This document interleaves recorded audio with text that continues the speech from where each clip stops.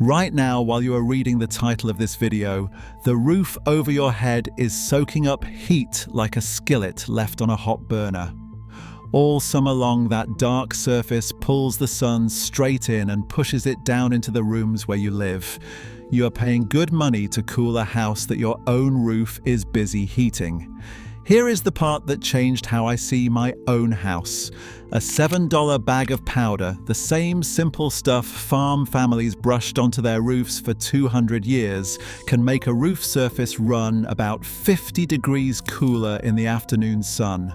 No electricity, no contractor, no five-figure air conditioner. Just a bucket, a brush, and one Saturday. And the strangest part is not that it works, it is why we ever stopped doing it. I will get to that, because the answer is not what you would guess. The first time I really understood it, I was standing in an old farmhouse in the middle of August, 93 degrees outside. I walked in and waited for the sound every one of us knows, that low hum of an air conditioner kicking on. It never came. There were no vents blowing, no compressor outside, no thermostat on the wall. The house was not cold the way a sealed-up modern house is cold. It was just steady, comfortable, like the building itself knew how to handle the heat. I stood there trying to figure out what I was missing. It turned out the answer was mostly on the roof, and it had been hiding in plain sight the whole time. Before this is over, I am going to show you the exact material, the exact mix, and the exact way it goes on so you could do it this weekend if you wanted to. I am also going to walk you through the real history of how a roof coating this cheap and this effective quietly slipped out of everyday American building. Not because it was banned, not because it stopped working, for a reason that is honestly a little more ordinary and a lot more frustrating than a secret. Whether you are in a brand new build or a house from 1972, this applies to you, and you do not need anyone's permission to use it. Let me start with the money, because that is what makes this sting. The average American household spends several $100s every summer just on cooling. Not heating, not lights, just fighting the heat. A new central air system costs anywhere from $5,000 to $15,000 to install, and then costs $150 or more each month to run through the hot season. Stretch that over 10 years and you are looking at tens of thousands of dollars spent pushing heat back out of a house that frankly should not have been letting so much of it in through the roof in the first place. So where does that heat actually come from? Most of us assume it is the hot outside air sneaking in through the walls and windows. That feels right. It is also mostly wrong. The Department of Energy has shown that the large majority of the heat coming in through your roof does not arrive as hot air at all. It arrives as radiant energy, invisible infrared beamed down from the sun, soaked up by your dark shingles, and then radiated right back down into the space below. And dark shingles are very good at soaking it up. On a hot afternoon, the surface of a dark asphalt roof can climb to around 160 degrees. You could cook on it. All that heat builds in the attic, which can push well past 130, and then it presses down through your ceiling. Your air conditioner spends the whole day fighting that downward pressure. It was never going to win that fight outright. It was only ever designed to keep running, and that is exactly what it does, hour after hour on your dime. Now here is the honest version of the fix, and I want to be careful with the numbers because this is where a lot of videos start lying to you. A white reflective surface bounces most of that sunlight back instead of absorbing it. On the roof surface itself, that is a huge difference, around 50 degrees cooler in peak sun. Inside the attic, the drop is smaller but still real, often somewhere in the 15 to 20 degree range on a hot day when the roof is dark and the attic is not well insulated. And down in your living space where you actually sit, you are usually talking about a few degrees. That is the truth. It is not magic. It is just physics doing steady, unglamorous work. And to be perfectly clear about the number on the thumbnail, that 50 degrees is the roof surface itself, the shingles up top. Down inside the house where you actually live, you will feel a few degrees, not 50. The real win is not a freezing house. It is that your air conditioner finally stops fighting a losing battle against your own roof. So how did those old farmhouses pull it off without a single watt of power? They did not rely on one trick. They stacked several, and the roof was the start of it. For generations, farm and Amish families brushed lime wash onto their buildings. It is about the simplest coating there is, hydrated lime mixed with water. It goes on thin and a little grey, and as it dries, it turns a bright, chalky white. They put it on walls, on barns, on fences, and yes, on roofs.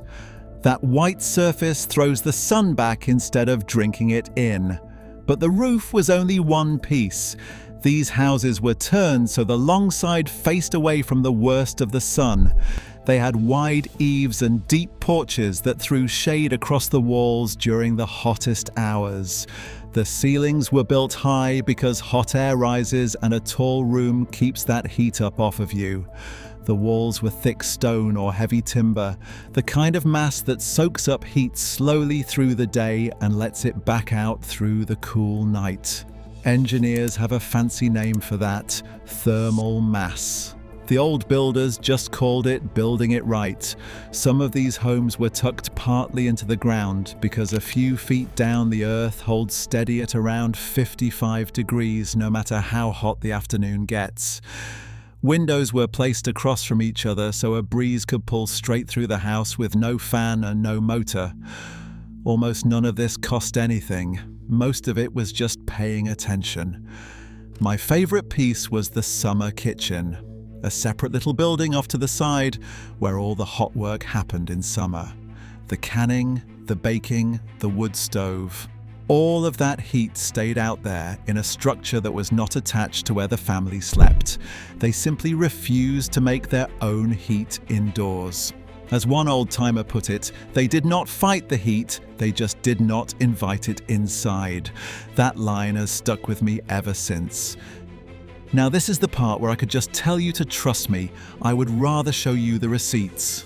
Back in the early 1970s, researchers at Lawrence Berkeley National Laboratory ran a clean little experiment. They took two identical flat roofs sitting side by side. One left dark, one coated white with a simple limestone and water mix. The white one ran dozens of degrees cooler at the surface, and the space underneath it measurably dropped too. No fans, no power, no moving parts.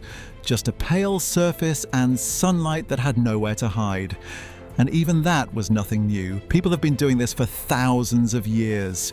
The Egyptians coated their walls in lime wash. After the Great Fire of London in the early 1200s, the king ordered houses whitewashed, partly because lime is a natural fire retardant. In the deserts of Persia, builders paired bright-coated roofs with tall wind-catcher towers and made houses that stayed cool in brutal heat. In the American Southwest, families refreshed pale mud coatings on their roofs every spring. Different continents, different centuries, the same simple idea. Point a white surface at the sky and let it do the work. So if this is ancient, proven, and cheap, here is the real question. Why is almost every roof in America dark? Drive through any neighborhood built in the last 70 years and look up. Black, brown, charcoal grey as far as you can see. In a country that spends well over $100 billion a year keeping buildings cool, why did we cover them all in a surface that is practically designed to trap heat? I went looking for a villain, and I want to be straight with you, because this is exactly where a lot of these videos go off the rails. There is no secret memo. Nobody banned the white roof. The truth is more ordinary and honestly more frustrating than a conspiracy. What happened is that asphalt shingles got cheap. After the war, America built houses faster than it ever had, and the dark asphalt shingle was fast to make, fast to nail down, and inexpensive. It became the default. Builders used what was cheap and familiar. Buyers picked from what builders offered. And once dark shingles were the standard, the whole industry organized around them. There is a lot of money in that standard. The market for heating and cooling equipment runs over $100 billion a year. The market for coatings and paints is bigger still. Now compare that to a bag of lime. Hydrated lime is a plain, natural mineral. You cannot patent it. You cannot trademark it. You cannot build a monthly subscription around a £50 bag that costs about $7 at the hardware store and lasts a family for years. There is simply nobody whose job it is to advertise it to you. The expensive solution has a sales force. The cheap one does not. That is not a cover-up. It is just how attention and money flow.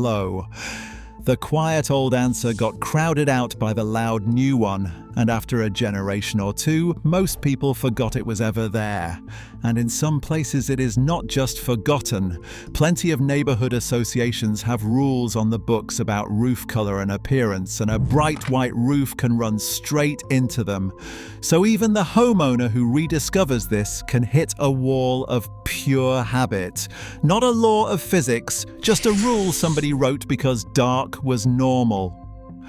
All right. If you own a house, this next part is the reason you are still here, so let me give it to you straight and complete. Go to almost any hardware store and ask for a £50 bag of Type S hydrated lime. It lives in the concrete and masonry aisle, depending on where you are. It runs about $7 to $14.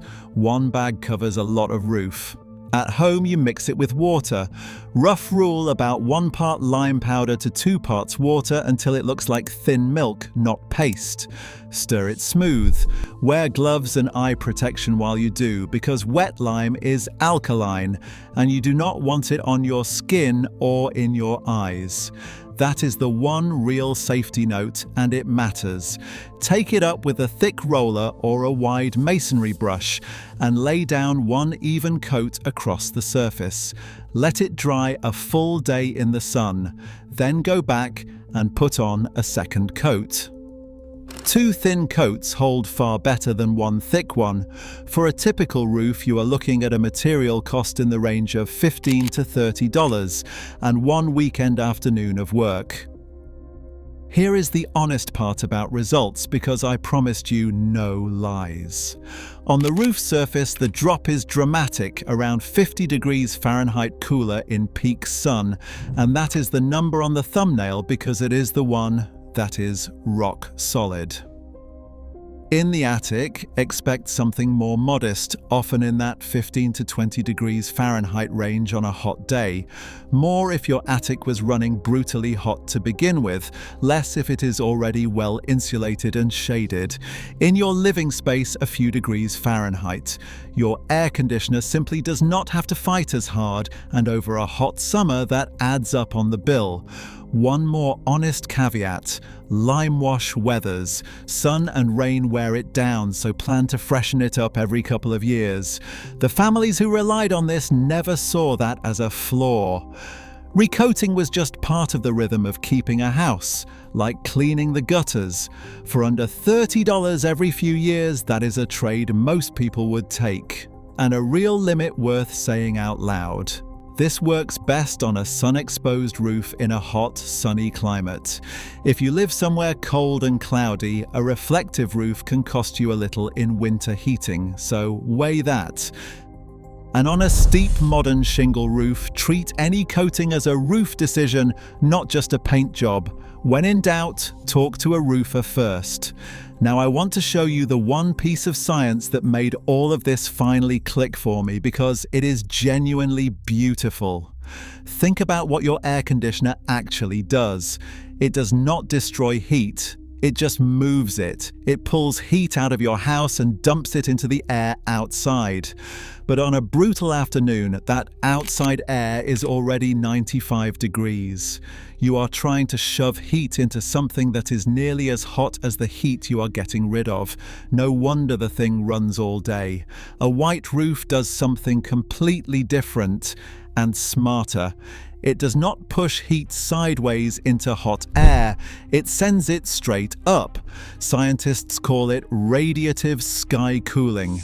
Certain surfaces give off heat as infrared at exactly the wavelengths that pass cleanly through the atmosphere and out into space. So instead of dumping into 95-degree air, the surface is effectively radiating toward the cold of the sky itself. The roof gets to throw its heat at something genuinely cold for free all day long.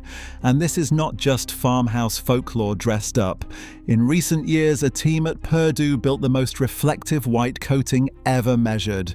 So white it set a world record, reflecting over 98% of sunlight. On a roof, a surface like that can pull a serious amount of cooling power out of thin air with no electricity at all. You do not need the laboratory version to benefit. The bag of lime at the hardware store runs on the very same principle the Egyptians and those Ohio farmhouses were quietly using all along. A white surface pointed at the sky and physics handling the rest. So let us put the two choices side by side and just look at them honestly. On one side, the modern answer, $5,000 to $15,000 for a system, $150 a month to run it, and a replacement due in 15 years. On the other side, the old answer, a $7 bag of lime, a brush you probably already own, an afternoon of your time, and a refresh every couple of years. The old way will not match a modern air conditioner on the hottest day of the year, and I am not going to pretend it will. That is the honest limit. What it will do is take a huge load off the machine you already have, drop your roof and attic temperatures in a way you can measure with a cheap thermometer, and shave real money off your summer bills for almost nothing. For a lot of people, especially anyone on a fixed income in a hot, sunny place, that trade is a no-brainer. It is not about going without comfort. It is about not paying a fortune for heat you never had to let in. Here is the part that honestly stays with me. People paid for expensive cooling for decades, fighting their own roofs the whole time, while a $7 answer sat on a shelf at every hardware store in the country. Not hidden, not secret, just quiet. Nobody had a reason to point at it, so nobody did. Not the builder, not the inspector, not the contractor who shook your hand after selling you a furnace sized to fight a problem the roof created. The old families never lost this knowledge, they just lived it. A cool house in August with no hum, no vents, and no bill because they understood something simple. You do not have to beat the heat with a bigger machine. A lot of the time you just have to stop inviting it in. The lime is still on the shelf. The sky over your roof is still cold to infrared all day, every day. The only thing that ever went missing was somebody willing to remind you it was there. So here is the whole thing in plain numbers, no inflation. A white lime roof runs about 50 degrees cooler at the surface. It can pull your attic down something like 15 to 20 degrees on a hot day. It cools your living space by a few degrees and takes real load off your air conditioner. It costs around $7 a bag, goes on in a weekend, and needs a refresh every couple of years. It works best in hot, sunny climates, and it is a roof decision worth a roofer's eye on a steep modern roof. That is the real picture, and the real picture is still a remarkable deal. I want to hear from you. If you have ever stuck a thermometer up in your attic in July, tell me the number in the comments and tell me your state. I genuinely want to see how hot it gets across the country. And if you have tried a white roof or any old-fashioned cooling trick, tell us what happened, the before and the after. Your story might be the thing that saves someone else a small fortune this summer. If you want more of the honest version of these old ways, the real history and the real numbers without the nonsense, subscribe and stick around. And if you want to see the other half of how those old houses beat the heat, go watch the one I pinned right here next. It is about a $300 earth tube that pulls cool air straight out of the ground and into the house. No electricity, 55 degrees year-round. The white roof keeps the heat off the top. The earth tube cools you from below. Together, they are the whole secret. That video is on the screen now. Go watch it.